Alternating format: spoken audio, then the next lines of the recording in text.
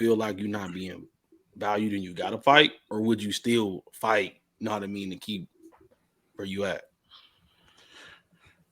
I just think all in all, transferring out ain't it. As somebody who went to 4 schools, transferring out is really it really ain't it, bro. Because you starting over every time. Mm-hmm. You starting over every time, whether they want you there or not. You starting over with a whole new group, whole new defense, whole new school. Like it's just so much. That's why like the portal was kind of crazy to me. Like you going school to school like that, unless you are like guaranteed to start. Like I'd advise against that portal because you know the grass ain't always green on the other side. You better off dealing with the devil, you know. Never mind. Be a long fault. It definitely be a long fault. That's why the portal somewhere jumping like that. That's why the portal jumping. Me along for the app, Mike, pretty soon here. I need that sponsorship for sure. Put me in their next movie. Sponsorship, yeah.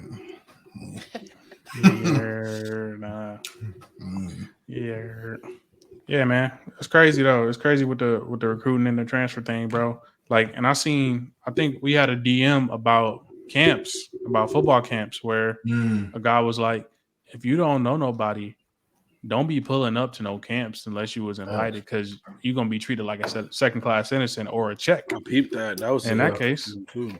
Mm-hmm. And that's very true, because you know what I'm saying. I went to a few camps where I was like, it was good to get to work and get the exposure to see what I needed to do or see where I was at or see what I measured up against.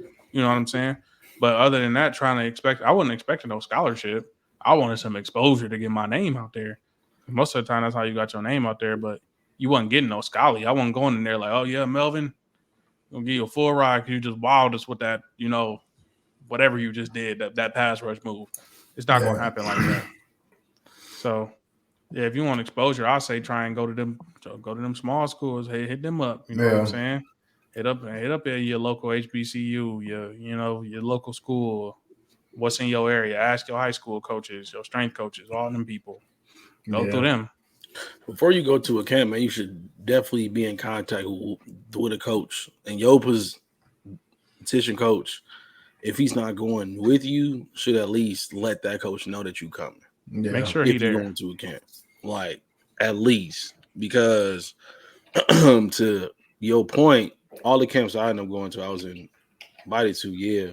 But besides that point, there was a lot of kids that was at these camps, just like you said, with no representation, none of that. They like no-name kids. Even in no-name kids, you may get a look, but they looking at you like, oh, we just found him off like off a whim. So you already 2-3 months back, like the other recruits that they've been recruiting these like this whole time. So now you got to work even harder to keep their attention. Make sure you take you a visit. Exactly. Before you do that. It's like, and it was a dude that put it up on IG a couple days ago. He was like, when you go to them campuses, you want to get like a legit invite. You got on there saying that the kids that were invited probably done had a tour with the coaches, all that before camp even started. And so you just pulling up, you know what I mean? So if you ain't in contact, bro, with them people, you wasting your money. Get you a visit, man, before you do all that. Take a visit. Talk to them folks. I say, or you could get lucky. I got lucky. You know what I mean? Like it was 2013 and I'm in Lansing, so right there with Michigan State. The camp that I went to, the Michigan State camp that first year in 2013, and I paid for it. I ain't know nobody. I ain't even my position coach ain't even nobody. I just went to the camp that was at Michigan State, and luckily somebody was there that most people would know. Malik McDowell. He was a senior that year, 2013. And he was already, I don't know if he was committed to Michigan State at that point yet, but he was at the camp. And I got a rep against him as a sophomore. And I ain't gonna lie to you, it might have looked like I won on film, but it ain't feel like it. It ain't feel like it, but because it looked like I won on film, And if y'all ever been to them camps, like, like once you do the reps, they take you to like the film room as like it was like a kind of like a real like college practice. Like they go, they take you to the film room, they show you your reps and everything like that. So like it looked like I won on film, but I promise you, it did not feel like it being in front of that dude. And that's that won me the network of knowing Michigan State offensive line coach, having his email, having his phone number, and my junior and my senior year, I didn't have to pay for those camps. I got invited to them. So to add to that, you know what I mean? To your point, I'm seeing go to those camps young too. Yeah. Sophomore in high school. That's how I like. Because if you're a senior trying to do that thing, it might be too little, too late. You might be trying to try a different approach. Because to your thing, it can't happen like that. I'm not saying it can't, but I would. It's not realistic though. It's not realistic. And Caleb is not a small man, ladies and gentlemen. Yeah. But compared to Malik McDowell, like he a big dude, bro. Like, you like what? Yeah, in 2013, Caleb was not the biggest guy, but he was huge for high school. Right. But, he was about 5'8". Sophomore in high school, yeah, sophomore in high school, Caleb was little, bro. He was just out there balling. I only know this Caleb, so I'm imagining like this Caleb pulling up. Right. I mean, last point I'll give to kids trying to get recruited or whatever is the squeaky wheel get the oil, right? So if they don't know about you, you got to make some noise, however you can. Whether that's at a 7-on-7, take advantage of where you at. Look for the coaches, talk to the coaches, let them know who you are. Hey, you never know. You say the right thing to a coach, maybe he'll stop it and check out a couple reps of a 7-on-7 or a big man camp or whatever it is, and then you'll get an invite back to a camp or something like that.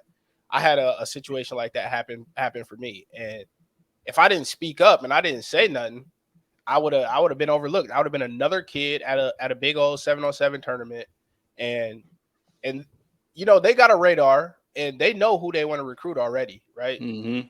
So if you're not on that radar, how are they gonna find out about you? How are they gonna know about you? And this comes you just got to make some noise, baby, and make some plays. This coming from high school. This coming from a high school coach. I'm in this world right now. I've been through the whole recruiting process. I just had a couple kids get offers at camps within the last couple weeks. So yeah, I mean, make some noise, make some plays. If you're on the radar, they already got your film. So just show out when you do the combine test and all that stuff. Come in tip-top shape. Be ready to play. That's it. There we go. Get in shape too, man. Yeah, please don't be out of shape in high school, man. Please don't be out of shape. Get in shape because your wind nicing up, and you know what I'm saying. You got young legs and all that. But okay, so we got a good question here. In this era, Chaz, because you've kind of had to deal with this. Would you recommend kids platoon in a sport and just strictly push towards that? And if so, which sport would you recommend that to? Or would you recommend kids play 2-3 sports in high school? I'm completely against specialization. I am, because when you specialize, I would probably say there's maybe one sport where specializing makes sense. But if you play, that's who. But if you play football, there's no reason for you not to run track or throw or whatever it is. And I mean, everybody can't hoop. Hop on the wrestling squad. There's no reason not to train every different muscle group in your body while you're in the off season. Okay. I got a quick story. So Ryan, I'm not going to say his name, but there was a coach. There was a coach from Ferris State, right? And yeah, you know what I'm talking about. Yeah. He came to one of our hoop tournaments to recruit for football. He's a football coach, but he didn't have an opportunity to get there in the summer or the fall. So he came to a hoop tournament in the winter, and that's how he was able to see, like, okay, what type of athlete is he? How does he move, right? And some of this stuff translates. So I'm totally against specializing if you're a football player, especially. If you're a hooper, sometimes you got to do what you got to do to stay safe, take care of your body. But yeah. Even for hoopers, I think it makes you a tougher guy going to the cup. Look at Anthony Edwards, man. I mean, look at Allen Iverson. You know what I mean? Like, I think football helps in basketball as well. So Yeah. Hey, Mike, I'm curious to hear your answer because as a girl dad, you know what I mean. As of right now, you're a girl dad, right? Maybe down the future, you might drop a junior or something. You never Drop know. a third But on the like you, game. I need you to answer that question because you know what I'm saying. Like you looking at it from a different point of view than Yeah. from what Chaz and Melvin got to look at it because they don't have kids like me and you do right now. So Well, from my I how do you feel got about kids. that? I got 70 You kids on the football team. yeah, cute. Them all my kids. Yeah, cute. And all different baby mamas too. Nah. But from my perspective, when it comes to Shorty, I'm definitely thinking that I would, as opposed to a girl dad. That's a good question. Selfishly, I would say I want her to platoon in track and field and just go at that. But knowing how I've seen other sports contribute to what she's done as a cheerleader, gymnastics has helped her being flexible, nimble as hell, the whole nine. So obviously, had to work out. That translate to being a track athlete. She has long legs. She'd be a great hurdler. So I would, for me personally, I would definitely tell kids stay away from specialization, focus on overall athleticism, and then focus on that once you get to that sport later in college. Because I tell people all the time, I believe I was a better track athlete than football player. I was a good football player, but I was a natural track athlete because I was just athletic. So, you know what I mean? But obviously that helped me play ball because straight line speed is it's whatever. So when it comes to Cambry though, I would definitely say, you know what I mean? I would definitely want her to do more things at once. But if it really just depends on the sport that it is that I would structure it around. So if she's a track athlete and I want her to strictly focus on track, I would probably put her in some things that are more geared towards running all the time. So that's hooping.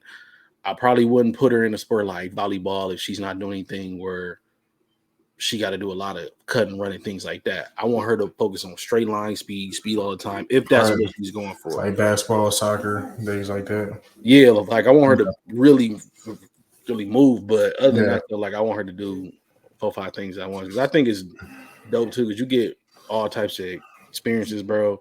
My track friends ain't my football friends. You know what I mean? Like that's just how it is. So I'd Yeah. rather go with that.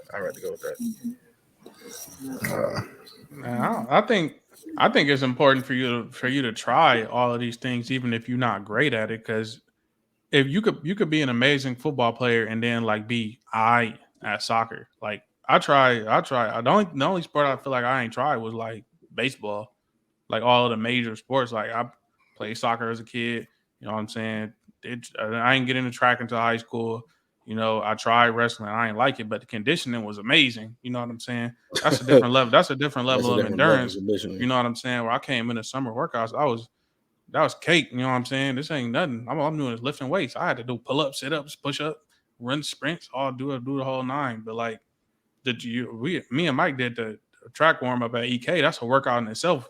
You know what I'm saying? So I feel like as an athlete, you should be trying to stay in shape and work as many like muscle groups and build different types of muscle memory because the footwork I learned from throwing translate into like me learning how to put my mind and make that connection to my hips that I need my hips and my footwork to work like in line this certain type of way in my arm and do all of these things with my body. Whereas, football, you as a D lineman or as a line, you going straight or you trying to go side to side. You ain't really thinking about my feet and all this other stuff and stopping and going. Like, you know what I'm saying? I play basketball in the summer. We playing 21. We at the park all day. We running.